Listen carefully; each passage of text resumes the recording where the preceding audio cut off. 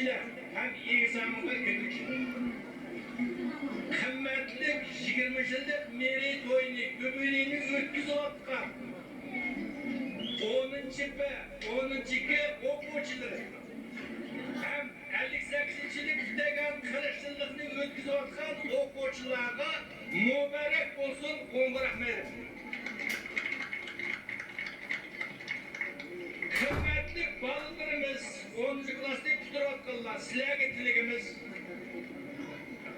biz muayna tarafdan burungi pensiya chiqqan muayna tarafdan sizlarga tilagimiz egzaminlarni yaxshi o'tkazib, keninglar saq bo'lib, yaxshi emgakka ham o'qish o'rganib, tushunishinglar tilakchasi bildiramiz.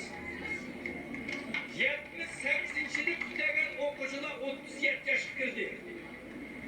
Ular bolalar bo'ldi degan so'z. 58-yillik tugagan o'quvchilar navlik bo'ldi. Demek, benim asası tilagim bayqi bolalarning tarbiyasi to'g'risida bir gap aytdim. Kelajakda navbatlar ham bolalarimiz axloqiy jihatdan turadilar. Emgak so'ygush, o'zi vazifasini bilgush, o'zining yerini, vatanini so'ygush, bilim erishga, hunar erishga uyg'unadigan ham madaniyatga uyg'unadigan bolalardan bo'lsin. Shundoq bolalar bizda ko'payaversin. Cho'ng'aqsundan texima o'shiq bolalar chiqsin.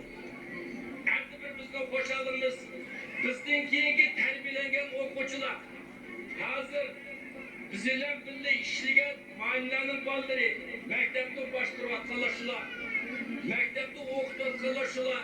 Shuning uchun bunun uyushtirgan ma'muriyatga, maktabning ma'muriyatiga cho'ng rahmat etib, oltin medal chiqargan kollektivga, yosh kollektivga texini zo'r tutib, kansaqilib, muvaffaqiyatli tilayman.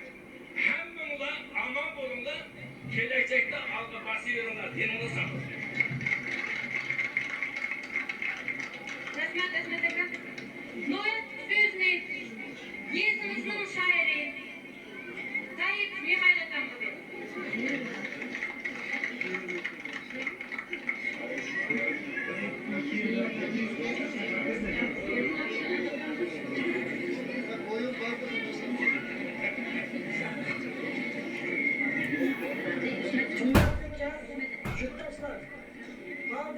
Jirak yaqindan kelgan Muşu mektepli bitirib kettirgan yigitlar va 40 yil bo'lgan o'g'il qizlarimizga mangal ayrimlardan gullanib, kelajak umrga uzoq bo'lsin demoqchiman.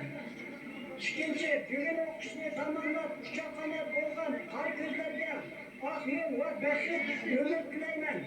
Uchinchidan, Muşu savobli ishlarga yillardan quduq qilgandek emgak etgan va bugungi tongda xizmat etayotgan ustozlarga pensionerlarga dedim, chin yurakdan salom yo'llayman.